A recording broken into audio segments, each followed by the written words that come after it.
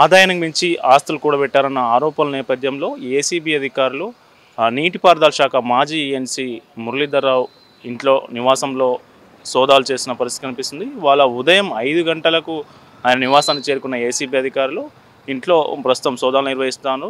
Banjara హిల్స్లోని road number 5లో ఆయన నివాసంతో పాటు కరీంనగర్, జహీరాబాద్, నిజామాబాద్ జిల్లాలతో పాటు ఆయన సన్నిహితులు, బంధువులకు సంబంధించి దాదాపు 10 చోట్ల ఏసీబీ అధికారులు రైడ్స్ చేస్తున్నట్టుగా మనకు తెలుస్తూ ఉంది.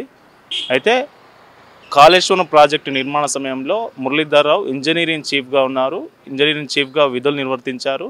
అయితే ఆ ప్రాజెక్టు సమయంలో కొంతకాలం విధులు నిర్వహించిన తర్వాత ఆయన పదవీ కాలం పూర్తవడంతో అప్పటి ప్రభుత్వం కేసీఆర్ ప్రభుత్వం ఆయనను ఆయన పదవీ కాలాన్ని దాదాపు 10 ఏళ్ల పాటు పొడిగించిన తర్వాత ఎప్పుడైతే రాష్ట్రంలో కాంగ్రెస్ ప్రభుత్వం ఏర్పాటైందో ఈ ప్రభుత్వం ఏర్పాటు కావాలని ఆయనను రాజీనామా చేయాలని కోరింది. వెంటనే ఆయన అప్పటి నుంచి ఈఎన్సీ పదవి నుంచి వైదొలిగారు. అప్పటి నుంచి ఇంట్లోనే ఉంటున్నారు.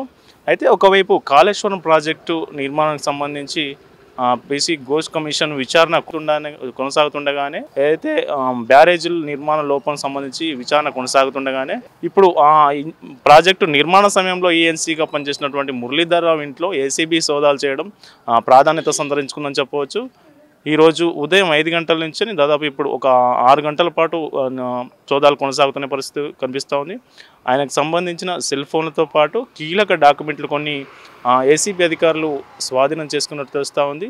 అయితే ఈ రైడ్లు మొత్తం పూర్తయితే ఆయన ఆదాయానికి మించి ఎన్ని ఆస్తులు కూడబెట్టారు, ఆదాయానికి మించి ఆస్తులు కూడబెట్టారనే ఆరోపణలో నిజం ఉందా, ఉంటే ఎంత కూడబెట్టారనే వివరాలు ఏసీబీ నోట్ ద్వారా బయటకు వచ్చే అవకాశం ఉంది.